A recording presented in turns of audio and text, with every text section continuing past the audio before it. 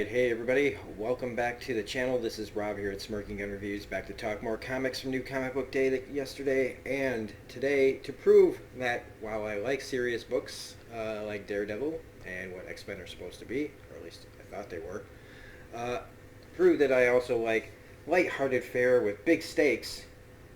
We have Old Man Quill, number 12, the final issue of another Old Man book that just these old man books to me just aren't losing steam as long as they're written well. Even Dead Man Logan had a satisfying ending.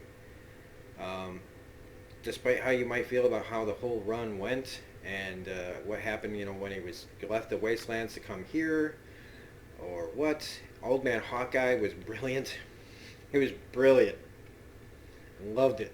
But I was skeptical about Old Man Quill because look, I think the Guardians of the Galaxy movies are fine, but Star Lord's never been one of my favorite characters. But they somehow made this character to me. I've been reading Guardians of the Galaxy for a little while now, and I've come to like Star Lord more since I've been reading the comics, since I got back into comics. Um, Despite like how I kind of feel about how Peter Quill is in the movies. I think he's too much of Andy Dwyer from Parks and Rec version of Star Lord. I mean, Chris Pratt just brings a little bit too much of other characters he's played into that role. But Star Lord from the comics I've liked a lot more lately. And in Old Man Quill, Sax here really has been able to touch the heart of Quill and being a guardian and the character himself. And artist Robert Gill, I've enjoyed his work in this as well. It's fantastic. And so in this issue, what's leading up to it is Peter finally got the ultimate nullifier to take care of Galactus. This is what it's all about. The Church of Sovereignty and Doom and Galactus are all up to one man, Peter Quill, to face. So the Church is there, arriving to, take over. Galactus is there to eat the place, and Doom is there to kill Quill, not knowing while everything is happening. So he crushes the ultimate nullifier, thinking that Quill was going to use it against him and not against Galactus. And so that's where we begin our story. It's called Spirit in the Sky. Of course, great, take the song, kind of like the movies. And they plan on executing him. Madame Mask is there. And he uses the Time Stone to do a little maneuvering into this guy who's going to take him in. He's got a fragment of the Time Stone, so he can move backwards and forwards like 6 seconds. Meanwhile, Viv Vision is not dead like we thought in the last episode or issue. I was hoping she wasn't. She comes to, and they have to follow Peter to where he's going to be executed because there's going to be one heck of a distraction called Galactus and the Universal Church.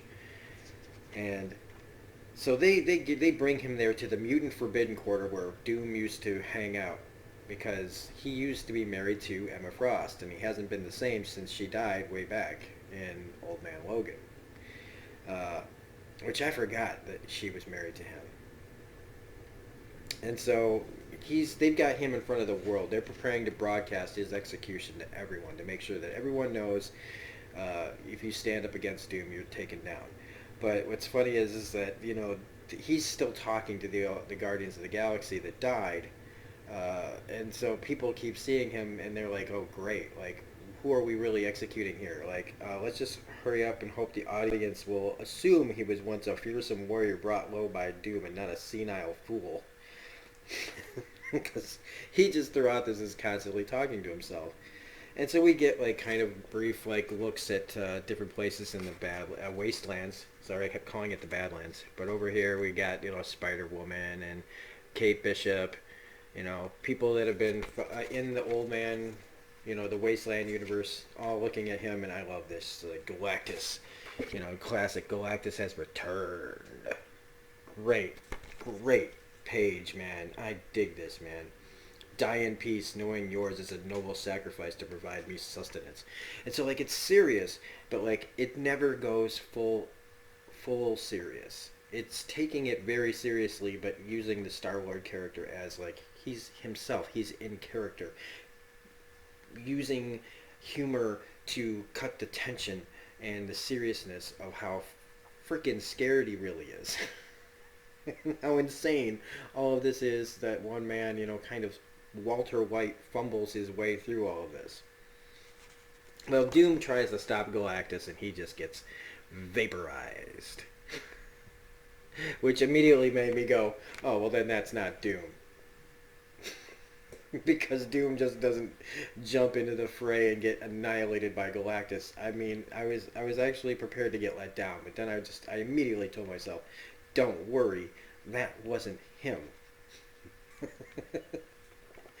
So everybody's, Peter in the commotion and the rumbling and everything, his noose snaps, and this is when Viv Vision comes out of cloaking and attacks with everybody else, and she takes on Madame Mask, who was responsible for shooting her in the back and thinking we killed her.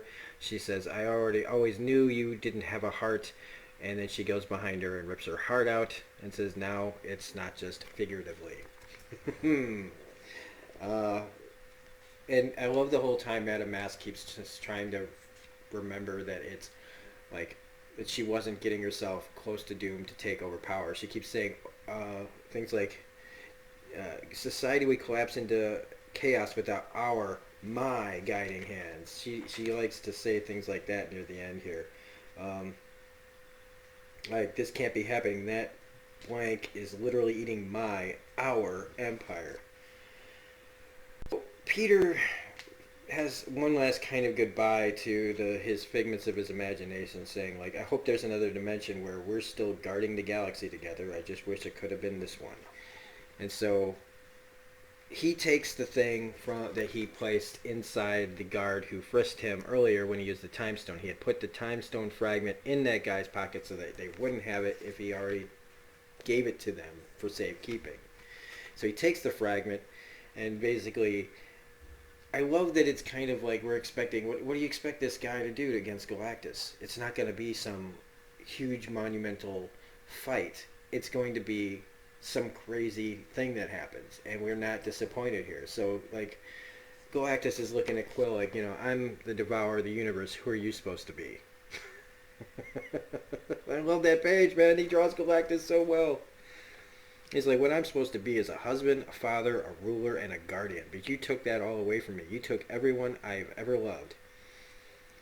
And he's like, so Galactus, your voice is so thin that I can barely understand you. What makes you worthy of my attention? Because I'm going to kill you, blank. Insolent insect, how would you kill an immortal force of the universe without the ultimate nullifier? Your time is up. I have all the time I need right here. And so he loads up the time fragment into his gun and fire. See, like, he does. It's like he doesn't. This is his plan. This is a Star-Lord plan. I'm going to take the time fragment, stick it in my gun, and fire it at Galactus like a bullet. Not really knowing what's going to happen. It just sounds like a good idea at the time. And he shoots him in the head with the time stone. And he's like, what do you think this you can kill me with? What did you do? And Galactus falls. Another just I know that this is a lot of splash pages and just big events, but that's what this is. This is what this kind of fun book is. Galactus falls. And he's not getting back up. And when the time stone hits him in the head, awakens all the people that were under the control of the Universal Church. Like, they were part of this whole thing. I thought we had this fixed by now. Shut down my whole system, basically was crashing it. And I love how it just restarts and puts a bunch of stuff up on my screen that I didn't want. And then it changes the whole way it looks. Figure that out. I'm playing, and it's still running like weird. Like, I have it at the lowest setting, and it's still at a freak out. So we have to start. I'm gonna have to do this in editing, but hopefully we start where Galactus fell. The Church of the Sovereignty and all that. There's so many ways to say that. Like, they have a long name. What does he say? He's going after the remnants of the Universal Church of Truth. So what ended up happening was when he shot him in the head with the bullet, it basically gave it transported part of Galactus' brain through time and caused a lobotomy.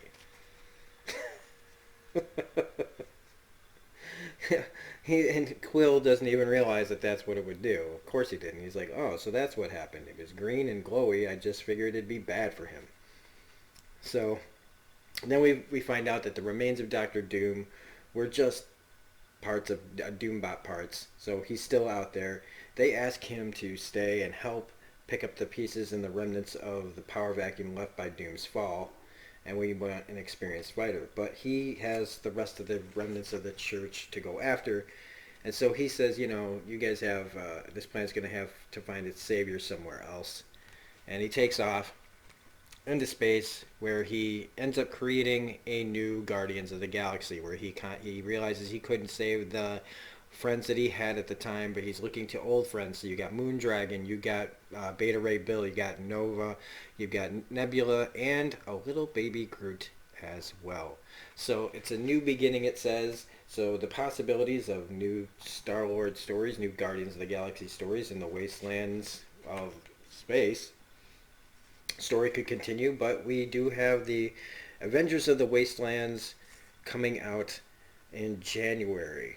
So, looking forward to that. And again, I have to say, give it up to Ethan Sachs and Robert Gill, colorist Andres Mosa, and the cover artist John Tyler Christopher. Really, really great stuff. This was a lot of fun.